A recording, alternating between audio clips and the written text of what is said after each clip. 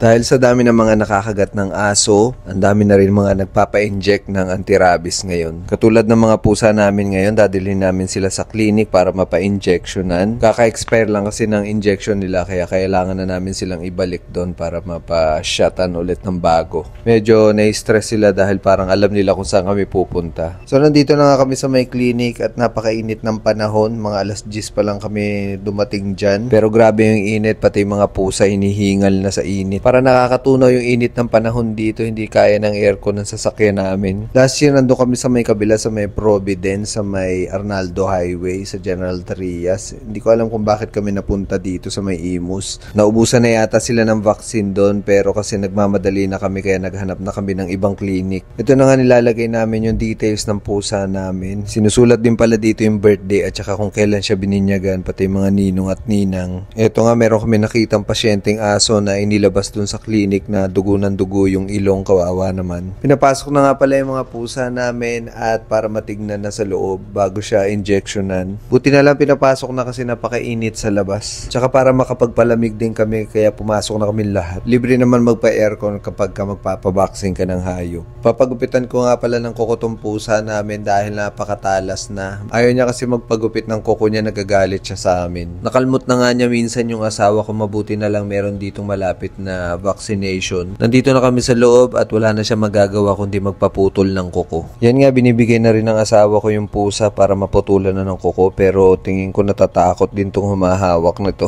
Sinabi ko kasi sa kanya na marami nang nakagat yung pusa ako, lalo na yung mga namumutol ng kuko. Di na nga sila magkaintindihan paano hahawakan yung pusa ako para lang maputulan ng kuko. Pero pag nakakita ng ibang tao tong pusa ako, nananahimik din siya, siguro natatakot din siya, hindi niya kilala yung mga tao. Nanlalaban na nga dito yung pusa ako dahil ayaw niya talagang paputol yung kuko niya kasi pinaghirapan niya nga naman talaga yan. Ilang upuan na rin kasi yung sinira niya para lang mapatalas niya yan. Tsaka ginagamit niya nga pala yung panghuli niya ng ipis. Wala kasi siyang kalaro kaya nakikipaglaro na lang siya sa mga ipis sa amin. Finally natapos na nga siyang gupitan ng kuko at nakikita ko sa mga mata niya na merong galit. Mabuti pa nga tong aso na to, mukhang nare-relax siya sa ginagawa sa kanya. Ito nga pala si Kuchi at mukha siyang pusang gala pero malaki ang pusa na yan, parang maliit na aso. Mas matindi nga pala magalit yan lalo na pagka ini-injection na nahanap niya kung sino yung nag-inject sa kanya. Pero mabait naman yan, huwag mo lang talagang gagalitin. Kasi hindi ka sasantuhin yan kahit na ikaw pa yung nagbibigay ng pagkain sa kanya once na ginalit mo talaga siya. So ito na nga, tinitimbang na yung pusa ko. Tinitignan namin kung gaano kabigat yung nabawas nung pinutulan siya ng kuko. Dito injection na siya pero hindi natin papakita kasi bawal ipakita yung habang ini-injectionan yung pusa. Natapos na nga siyang injectionan so medyo upset siya kasi akala niya kagat lang ng langgam. Nilagay na nga namin siya sa cage niya at para makauwi na rin kami kasi stress na rin kasi yung pusa namin. Tsaka medyo na-stress din ako sa binayaran ko kaya gusto ko na rin umuwi. So hanggang dito na nga lang pala yung vlog namin at maraming salamat sa mga nanood. See you next vlog mga tol. Adios!